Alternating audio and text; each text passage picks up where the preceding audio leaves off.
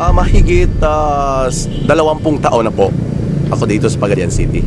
Ang Pagadian City, siya ay isang magandang lugar na ideal place para sa akin. Dito ako nakatapos sa kolehiyo at nakita ko siya na may makukuha ako na baga ng kinabukasan dito pa lang sa Pagadian City. Isa akong taong ambisyoso, na dahil sa ambisyon na yon, tinuloy-tuloy ko lang yung pag-aaral ko. Maraming mga pagsubok na nadaanan ko, pero okay lang yon dahil wala ako talagang magbibigay sa akin ng kinabukasan kundi ako lang mismo. Bago po ang klase ko, naglalaho po ako within Pagadian City. 7 kaming magkakapatid, pero alam nyo, walang-wala rin sila. Kaya nga naghanap ako ng paraan. Hindi ko naman ilintana kung anong ginagawa ko, naglalaho ako. Okay lang yon, basta may marating ako balang araw. Nung nakatapos ako sa pag-aral, diretso, nagturo ako kaagad dahil education po yung natapos ko.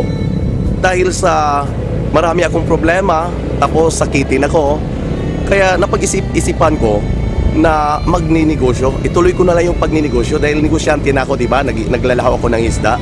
Sa dinami-dami ko ng nasubukan ng mga kumpanya, nasalihan, naroon yung sipag at tiyaga. Pero wala pa rin, hindi pa rin umasenso. Napag-isipan ko na maghanap na naman ibang negosyo.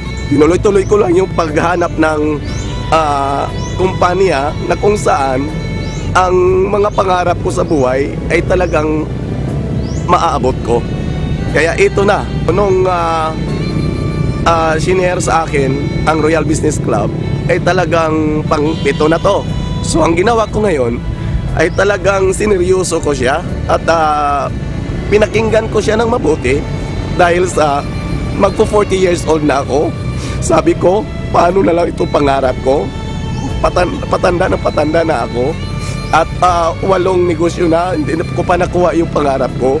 Kaya ngayon, hindi ako nag-atubili sa 6 na negosyo na napasukan ko. Yung pang-6 na negosyo, ang bahay ko at lupa ang itinaya ko. Naging puhunan ko sa negosyo na yon. Bagkus failure pa rin ako. Munti nga ako magpagkamatay dahil para bang na lang ang buhay ko. Wala na akong bahay. Kaya paano na lang ito? Hindi alam ng ibang tao na talagang nag-suicide na sana ako. Buti na lang, may aklat akong nabasa. Ang nakalagay doon, nakasaad doon, na failure is not final unless you make it final. Kaya natauhan ako, lalong-lalo na sa ngayon, may inintrust po ang Panginoon sa akin na bata. 6 months pa lang siya sa akin, binigay sa akin. Yun ang pangarap ko, nabigyan ko siya ng kinabukasan. Yun ang nagtulak kung bakit sinalihan ko kaagad. Nagbabaka sakaling, yun na. Sabi ko, umpisahan ko na to dito sa Pagadian. Hindi nagtagal, nagulat na lang ako dahil napasama ako sa 36 na inaward doon sa Skydome as one of the executive circle. Isa ito sa pagmamalaki ko sa buong buhay ko. Dahil kahit paano, bago pa man ako sa industriya, sa kumpanyang Royal Business Club, pero nakuha ko siya. Pag uwi ko naman dito, dahil weekly yung cheque, 158,000 ang sumalubong sa akin. Kung ano yung nakita ko sa umpisa sa Royal, na talagang ang lahat transparent. Hanggang ngayon, pinatunayan niya. Na diba? Kawi-withdraw ko lang ng cheque ko. 80 plus ngayon. Pero, hindi pa ubos. Ito, isang account pa lang to na binuksan ko ngayon. Kanina, 13,000. Ngayon, nag-22,000 na naman siya. Sa loob ng 1 taon at 2 buwan, eto, resulta na kagad. Nabili ko yung bagong Ford Fiesta High-End na siyang ginagamit ko ngayon sa paghahatid ng mga produkto at sa packages para mas lalong maservisyohan ko yung mga taong naniwala po sa Royal. Kung wala talaga ang Royal, ay hindi ko talaga ito maranasan. Kasi sabi ko sa buong buhay ko, kung wala ako sa Royal, yung mga pangarap ko ay nakalibing pa rin. Pero ngayon, nahukay ko na. Kaya sabi ko sa aking sarili, kung ano man yung failures na naranasan ko noon, yun ay bahagi ng aking istorya sa buhay ko.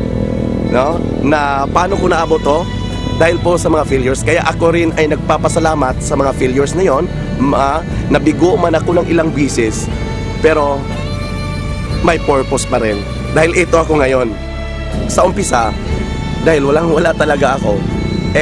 The moment na kukuha ako o kay maraming bibili sa akin ng mga packages, pinupuntahan ko talaga ang branch. Ayan, wala akong tulog. Kasi pag pumupunta ako ng branch, mga siguro 8 oras bago ko marating yung branch. Pagkuha ko ng mga produkto o kay mga packages doon sa branch, talagang doon na ako. Kung saan ako naabutan ng gabi, doon na talaga ako natulog. Kasama ko yung mga products at mga packages ng Royal. Pagkatapos, pagdating ko dito sa Pagayan City, inihatid ko yung mga packages, yung mga lahat na nag-member ng Royal sa kanilang mga bahay. Yun po ang ginagawa ko.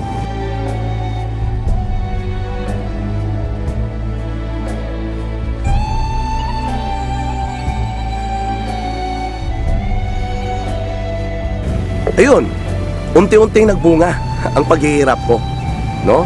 May resulta. Kaya doon tinuloy-tuloy ko at pinupursige ko na yung sarili ko na talagang tatrabahuin ko to. Bakit? Dahil sa ang lahat ng resulta sa ginagawa ko ngayon sa Royal ay hindi po ibang tao ang nakikinabang. Pamilya ko unang una. Ito po yung bahay na bininta ko noon at dahil sa Royal, nabawi ko siya ulit. Kaya yung mga kaibigan ko na dati parang kung nakita na nila ako, biglang nagsialisan. Parang virus ako. Pero nung nakuha ko na to lahat, binalikan ko sila uli at inayayahan ko pa na mag-dinner, mag-breakfast, ganun yung ginagawa ko. Ang sa akin lang, kung anong narating ko ngayon, kung anong meron ako ngayon, ay ibabahagi ko pa rin sa mga taong nanglalait sa akin. Okay, nandito tayo sa Highway 10 ngayon. Dito sa Pagayan, isa din itong establishment na kung saan dinadayo ng mga tao. Kung isa sa may-ari dito ay royalista na rin. Ito, may mga produkto ng Royal. Talagang pinagmalaki namin. Ilang bisis ho akong bumagsak, bumangon, bumagsak na naman. Ilang bisis yun. Pero alam nyo, ang sabi doon, nakasaad doon sa sulat ni Douglas MacArthur na in this world we live, there is no security but only opportunity. Kaya, nung introduce sa akin ang Royal, opportunity to. At hindi ako nagkamali. Dito na talaga. Sa Royal na talaga makukuha ko lahat ang mga pangarap ko sa buhay. This is Royal Power!